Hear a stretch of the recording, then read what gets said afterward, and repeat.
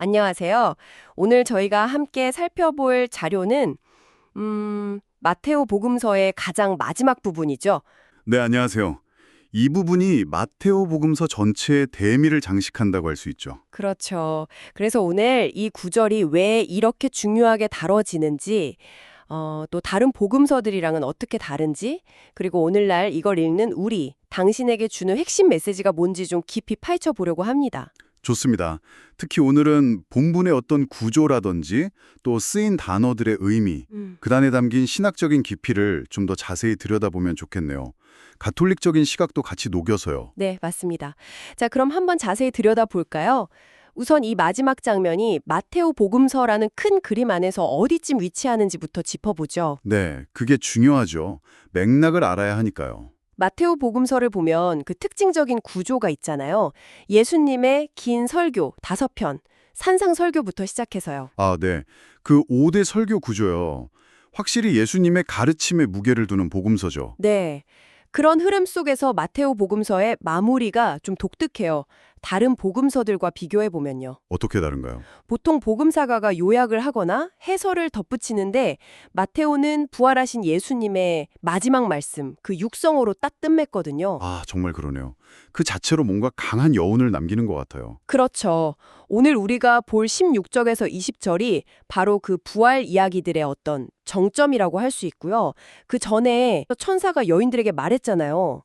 제자들에게 갈릴레아로 가라고 전하라고. 예수님도 직접 말씀하셨고요. 네, 맞아요. 그 지시를 제자들이 따르는 장면에서 시작되는 거죠. 네, 맞습니다. 이 단락 구조를 좀 보면 크게 두 덩어리로 나눌 수 있을 것 같아요. 두 덩어리요? 네. 16절하고 17절은 일종의 무대 설정이라고 할까요? 제자들이 예수님 말씀대로 갈릴레아의 그 산으로 가는 모습, 그리고 거기서 예수님을 뵈었을 때 반응이 나오죠. 경배하는 사람도 있고 또 의심하는 사람도. 있었다. 이렇게요. 아, 경배와 의심, 그게 같이 나오는군요. 네. 그리고 18절부터 20절까지가 이제 예수님께서 당신의 권한을 딱 밝히시고 그 위대한 사명을 주시는 핵심 내용이죠. 지상 대명령. 여기서 정말 흥미로운 점은 이게 그냥 이야기 끝, 이게 아니라는 거예요. 끝이 아니다. 그럼 뭐죠? 뭐랄까, 사실상 교회의 시작을 알리는 그런 장엄한 서곡 같은 느낌? 그런 거죠. 아, 서곡이요? 네. 생각해보세요. 유다 배신했죠. 베드로는 부인했죠. 스승님은 십자가에서 돌아가셨죠. 무덤은 비어있다는 소식 들었죠. 제자들이 얼마나 혼란스러웠겠어요. 그 충격이랑 또 부활하신 주님을 만난 그 경이로움, 그러면서도 인간적인 불안감, 이게 다 뒤섞여서 17절에 경배와 의심, 이 두 단어에 딱 압축되어 있는 것 같아요. 그렇군요. 그 복잡한 심경이 느껴지는 것 같습니다. 그럼 이제 구절 하나하나 좀 더 자세히 볼까요? 이 주석 자료에서 강조하는 내용 중심으로요. 네, 좋습니다. 16절. 11 제자가 갈릴레아에 있는 어떤 산, 예수님이 지정하신 그 산으로 갑니다. 왜 하필 갈릴레아였을까? 네, 그 질문이 중요하죠. 이 자료에서는 예루살렘, 거기는 예수님께 위협, 고난, 죽음의 장소였잖아요. 그거랑 대비시킨다는 거죠. 갈릴레아는 예수님의 주 무대였고, 그렇죠. 말씀을 선포하시고 또 병자들을 고쳐주시고 그런 희망의 공간. 네. 복음서 전체에서 중요한 장소인데 근데 왜 또 산일까요? 그냥 갈릴레아가 아니라 아, 산. 마테오 복음서에서 산은 정말 의미가 깊죠. 네, 가르침을 주신 곳, 산상설교가 바로 산 위였고 맞아요. 마테오 5장 1절 또 병자들을 고치신 곳도 산이었고요. 네, 마테오스 보장 그리고 홀로 기도하신 곳도 산이었죠. 마테오 14장 23절이요. 네. 근데 이 해설에서는 더 나아가서 예수님의 그 신적인 권능, 정체성이 드러난 결정적인 순간들, 예를 들면 광야에서 유혹받으실 때 아, 마테오 4장이요. 높은 산 위에서 세상 모든 영광을. 네. 그리고 또 거룩하게 변모하신 사건, 그것도 산 위였잖아요. 맞습니다. 마테오 17장 그것도 높은 산이었죠. 그래서 이 마지막 장면이 예수님의 그 권한, 그리스어로 엑수시아라고 하죠. 그거랑 아주 밀접하게 연결된다고 보는 거예요. 아, 그렇군요. 그 장소 설정 하나에도 그렇게 깊은 의미가 담겨 있네요. 네. 그리고 17절, 제자들의 반응. 이게 또 참 인상적입니다. 네, 예수님을 뵙자마자 엎드려 경배하죠? 이 엎드려 경배함, 이게 마테오 복음서에서 중요한 단어예요. 혹시 기억나시는 장면이 있으세요? 아, 동방박사들. 아기 예수님께 경배할 때? 맞습니다. 바로 그거예요. 마테오 2장 11절 똑같은 단어죠. 그만큼 예수님의 신성에 대한 깊은 경외감을 표현하는 건데 근데 바로 뒤에 그러나 어떤 이들은 의심하였다 이렇게 나온단 말이죠. 그렇죠. 이 의심하다라는 그리스어 동사가 디스타조인데요. 약간 망설이다, 주저하다 이런 느낌이에요. 디스타죠. 여기서 이제 중요한 질문이 생기는 거죠. 아니, 부활하신 예수님이 눈앞에 계신데 뭘 의심한다는 걸까? 잠시만요. 그럼 경배, 프로스키네시스 하면서 동시에 의심, 디스타조 했다. 이게 좀 모순 아닌가요? 네, 그렇게 보일 수 있죠. 아주 중요한 지적이세요. 이 해설에서는 이걸 어떻게 설명하나요? 좀 와닿는 설명이 있을까요? 네, 이 자료에 따르면요. 여기서의 의심은 부활이라는 사건 자체를 설마 하고 못 믿었다기보다는요. 그 십자가라는 엄청난 충격, 트라우마를 겪고 나서 과연 부활하신 주님과 우리 사이의 관계가 예전처럼 괜찮을까? 계속될 수 있을까? 하는 그런 깊은 내적인 불안감, 불확실성 이런 걸로 해석할 여지가 크다는 거예요. 아, 관계에 대한 불안감이요? 그럴 수 있겠네요. 네. 베드로가 물리를 걸어오라고 하셨을 때 처음엔 믿음으로 갔잖아요. 근데 거센 바람 보고 무서워서 빠져들었죠. 네네. 그때 예수님이 믿음이 작은 자야 왜 의심하였느냐 하셨죠? 맞아요. 그때 그 의심하다가 이 디스타조랑 관련이 깊어요. 그러니까 부활이라는 그 엄청난 신비 앞에서도 여전히 남아있는 인간적인 약함, 흔들림, 이걸 아주 현실적으로 보여주는 묘사라고 할 수 있겠습니다. 아, 그렇군요. 그런 제자들의 복잡한 마음을 아셨는지 이번에는 예수님께서 먼저 그들에게 다가오세요. 18절 시작이죠. 마테오복음서를 쭉 보면 보통은 사람들이 예수님께 다가오거든요. 병 고쳐달라고, 뭐 여쭤보려고. 그렇죠. 근데 예수님이 먼저 다가가시는 경우는 정말 드물어요. 이 해설에서는 여기랑 아까 말한 그 거룩한 변못대, 마테오 17장 7절, 그때뿐이라고 지적해요. 아, 정말요? 거룩한 변모때는 제자들이 두려워하니까 다가가서 손을 얹어주셨는데 네, 여기서는 직접 만지시지는 않지만 그들에게 이렇게 가까이 다가오시는 그 행동 자체가 중요한 거죠. 어떤 의미일까요? 십자가라는 그 엄청난 사건이 있었지만 당신과 제자들 사이에는 어떤 거리감도 없다. 나는 여전히 너희 곁에 이렇게 가까이 있다. 이걸 몸소 보여주시는 거죠. 어떻게 보면 그들 마음속의 의심과 불안에 대한 무언의 응답이라고 할까요? 아, 다가오심 자체가 위로이자 응답이 되는 거군요. 그렇죠. 그리고 마침내 말씀하십니다. 나는 하늘과 땅의 모든 권한을 받았다. 네, 이 엑수시아가 마테오 복음서를 이해하는 정말 핵심적인 단어 중 하나입니다. 이게 마테오 11장 27절 말씀이랑 연결된다고요? 아버지께서 모든 것을 저에게 넘겨주셨습니다. 맞습니다. 직접적으로 연결되죠. 사실 이 권한 자체는 예수님이 원래 가지고 계셨던 거예요. 새로운 게 아니죠. 아, 원래 가지고 계셨던 거다. 네. 근데 중요한 건 부활 이후에 이 권한을 행사하시는 방식이 이제 완전히 새로운 차원으로 드러난다는 점이에요. 어떻게 달라지는 건가요? 이 자료가 잘 짚어주는데 부활 전에 예수님은 이 엑수시아를 어떻게 쓰셨냐?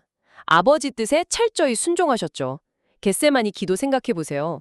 제 뜻대로 마시고 아버지 뜻대로 하소서. 네, 마테오 26장. 그리고 병자 고치고 진리 가르치시고. 하지만 결코 자기 자신을 위해서, 자기 영광을 위해서 쓰지 않으셨다는 거예요.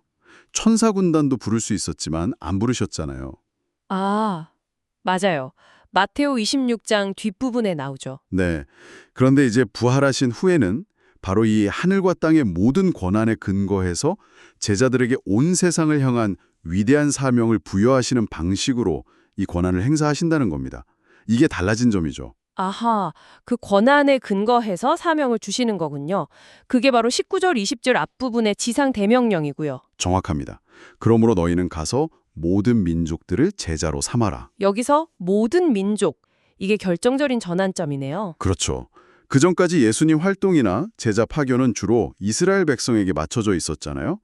이스라엘 집에 길 잃은 양들에게 가라고 하셨죠. 네, 마테오 10장에도 나오고 15장에도 나오고. 근데 이제는 유대인이든 이방인이든 구분 없이 문자 그대로 모든 인류, 모든 민족에게로 확장되는 겁니다. 구약의 아브라함 약속부터 시작해서 이방인인 동방박사들이 와서 경배한 거, 아, 그쵸. 마테오 2장. 또 민족들이 그의 이름에 희망을 걸리라는 이사야 예언 인용도 있었고요. 마테오 12장. 이런 보편적인 구원의 약속들이 이제 부활하신 그리스도를 통해 마침내 활짝 열리는 순간이라는 거죠. 와, 정말 장대하네요. 그럼 그 모든 민족을 제자로 삼는 구체적인 방법은 뭔가요? 두 가지 핵심 활동이 제시되죠. 첫째는 세례. 세례. 아버지와 아들과 성령의 이름으로 세례를 주고. 네, 이 삼위일체의 이름으로 주는 세례 형식. 이게 이미 마테오가 속했던 초대교회 공동체에서는 일반적으로 쓰이던 형태였을 거라는 거죠. 아, 이미 정착된 형식이었을 것이다. 네, 특히 이방인들 입장에서는 유대교의 할례 같은 게 없으니까 이 세례가 그리스도 공동체에 들어오는 가장 중요한 입문이식이었을 거예요.